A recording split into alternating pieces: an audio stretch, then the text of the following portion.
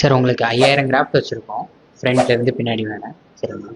ஒரு 15 நாள் ஆச்சு. இந்த ஒரு வாரத்தில் வலி ஸ்வெல்லிங் அந்த மாதிரி எதுவும் இருந்துச்சுங்களா? இல்லை பெயின் ஸ்வெல்லிங் அந்த மாதிரி எதுவும் இல்லை சார்.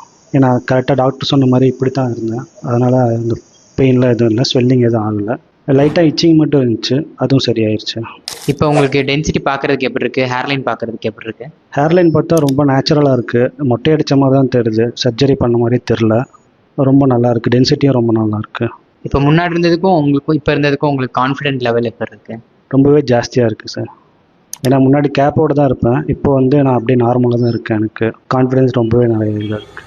இப்போ ஹேர் டிரான்ஸ்பிளான்ட் பண்ணணும்னு நினச்சிட்டு இருக்காங்க அப்படின்னா நம்ம கிளினிக்கை நீங்கள் சஜஸ்ட் பண்ணுவீங்களா? கண்டிப்பாக பண்ணுவேன் சார். ஏன்னா நானே ரொம்ப பயந்துட்டு இருந்தேன், பட் ரொம்ப சிம்பிளாக முடிஞ்சிருச்சு. நான் எனக்கு தெரிஞ்ச எல்லாத்துக்கும் சஜஸ்ட் பண்ணுவேன்.